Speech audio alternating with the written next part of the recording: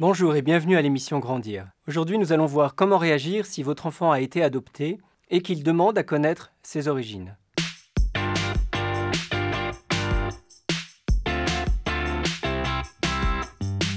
La première erreur à éviter aurait été évidemment de lui cacher ses origines. Aujourd'hui, aux enfants adoptés, on dit dès le début qu'ils ont été adoptés, comme ça c'est beaucoup plus facile d'en parler plus tard. La deuxième erreur à éviter, c'est de vous présenter comme les garants de sa préhistoire. Il y a des éléments sur son histoire qui vous ont été communiqués par l'orphelinat ou par les services sociaux. Vous pouvez les transmettre, mais vous n'en êtes nullement les garants. Il ne faut pas que votre enfant croie que vous avez été les témoins de sa vie avant que vous deveniez ses parents. Donc il faut que les choses soient claires. Si vous lui communiquez des informations, dites-lui bien que vous n'êtes absolument pas les garants de ce que vous lui transmettez. La troisième erreur à éviter, c'est de vous croire moins légitime que ses parents biologiques. C'est vous qui l'avez élevé, c'est vous qui lui avez donné son nom, c'est sur vous qu'il a pris modèle, c'est vous les parents.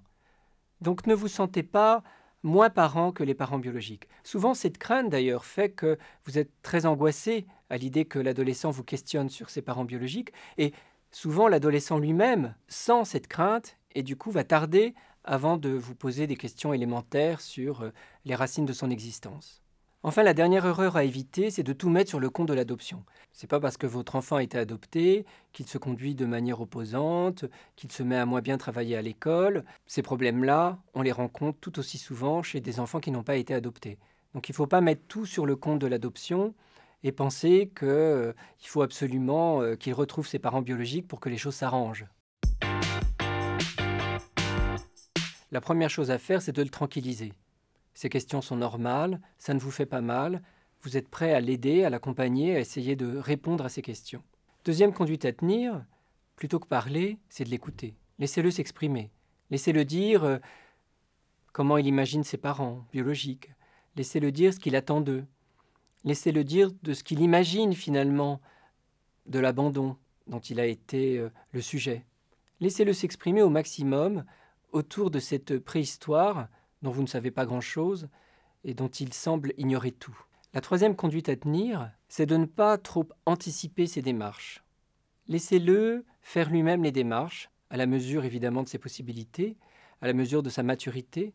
Quand il se sentira prêt, accompagnez-le, mais ne faites pas les choses à sa place. S'il y a un coup de fil à passer, laissez-le passer le coup de fil, mais restez à ses côtés. S'il veut avoir accès à son dossier, eh bien vous l'accompagnez. Pour aussi l'aider évidemment à bien digérer les informations qu'il pourrait découvrir. N'oubliez pas dans la conduite à tenir que vous n'êtes pas les garants de sa préhistoire. Donc vous pouvez lui transmettre les éléments qu'on vous a communiqués, mais vous lui dites bien que rien n'est sûr, et que c'est des éléments qui vous ont été transmis, mais que vous n'avez pas connu ses parents biologiques, et que vous êtes certain de rien. Il faut toujours lui laisser une part d'espoir. Parce que parfois, on apprend des choses terribles, c'est très lapidaire, et puis c'est des petits éléments ici ou là. Telle femme a été victime de ceci, ou tel homme n'a pas voulu d'enfant pour telle ou telle raison. C'est parfois des informations comme ça, écrites un peu à l'emporte-pièce, hors de tout contexte. Donc, il va falloir, s'il a des informations de ce type, recontextualiser les choses, et peut-être lui permettre d'écrire un roman sur sa naissance un peu plus développé que les quelques lignes qu'on pourrait trouver dans un dossier. Si des démarches sont engagées, eh bien sûr vous l'accompagnez, mais vous le préparez aussi au pire. C'est-à-dire que vous les préparez à être déçu par les parents qu'il pourrait rencontrer. Enfin, il arrive que les recherches soient vaines et que finalement il soit impossible qu'on rencontre ses parents biologiques. Eh bien, il faut savoir dire stop, il faut savoir arrêter les recherches. Peut-être que des éléments nouveaux surviendront dans le futur et lui permettront d'en savoir davantage.